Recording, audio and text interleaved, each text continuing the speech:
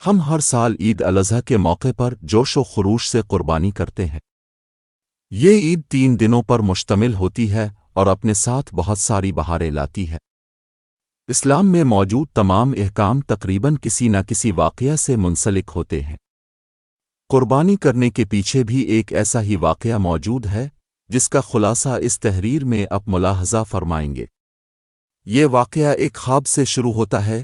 حضرت ابراہیم علیہ السلام نے ذوالحجہ کی 8ویں رات ایک خواب دیکھا جس میں کوئی کہنے والا کہ رہا تھا، بے شک اللہ تمہیں اپنے بیٹے کو ذبح کرنے کا حکم دیتا ہے۔ اب صبح سے شام تک اس بارے میں غور فرماتے رہے کہ یہ خواب اللہ کی طرف سے ہے یا شیطان کی جانب سے۔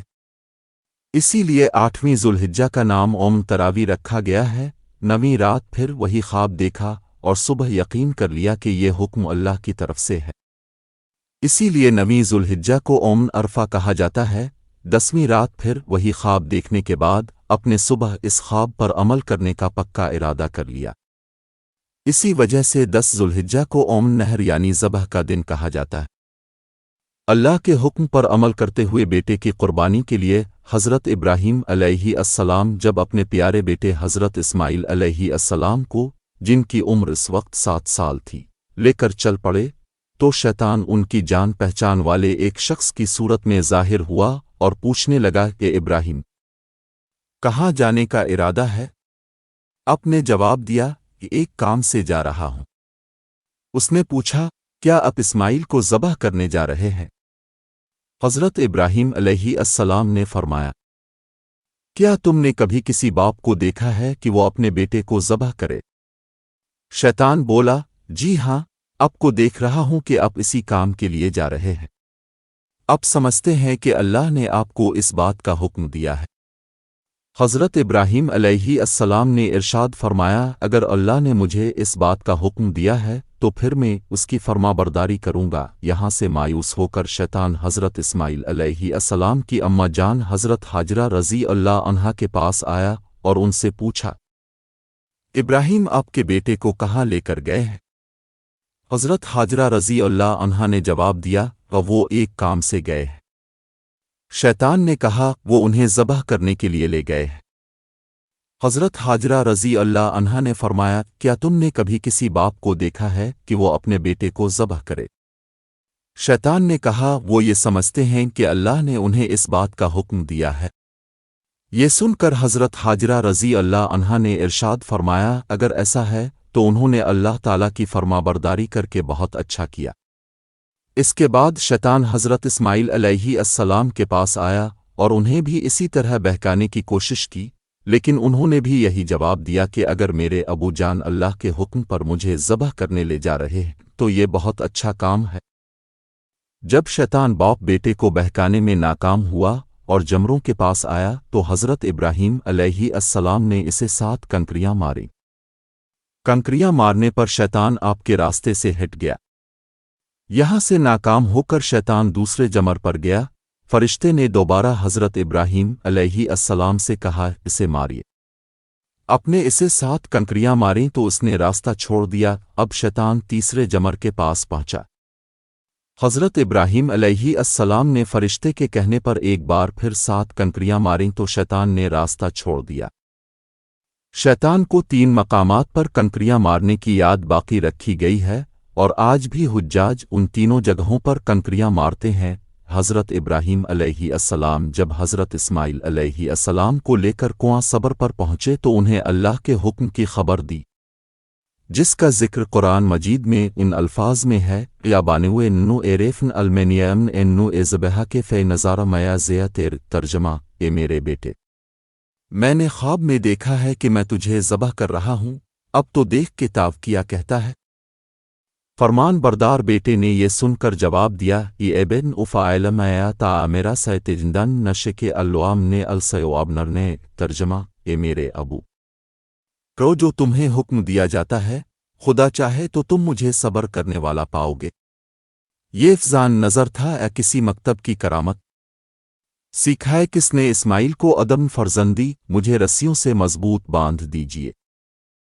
حضرت اسماعیل علیہ السلام نے اپنے والد محترم سے مزید عرض کی، ابو جان، ذبح کرنے سے پہلے مجھے رسیوں سے مضبوط باندھ دیجیے تاکہ میں ہل نہ سکوں، کیونکہ مجھے ڈر ہے کہ کہیں میرے ثواب میں کمی نہ ہو، اور میرے خون کے چھینٹوں سے اپنے کپڑے بچا کر رکھ لیجیے تاکہ انہیں دیکھ کر میری اماں جان غمگین نہ ہوں۔ چھری خوب تیز کر لیجیے تاکہ میرے گلے پر اچھی طرح چل جائے، کیونکہ موت بہت سخت ہوتی ہے۔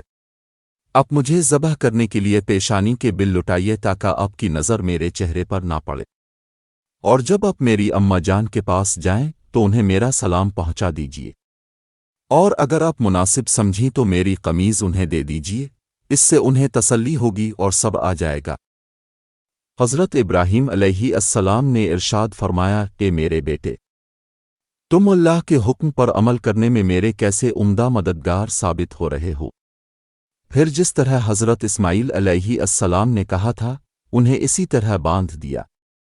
اپنی چھری تیز کی، حضرت اسماعیل علیہ السلام کو پیشانی کے بل لٹا دیا، ان کے چہرے سے نظر ہٹا لی اور ان کے گلے پر چھری چلائی، لیکن چھری نے اپنا کام نہیں کیا، یعنی گلا نہ کٹا۔ اس وقت حضرت ابراہیم علیہ السلام پر وحی نازل ہوئی۔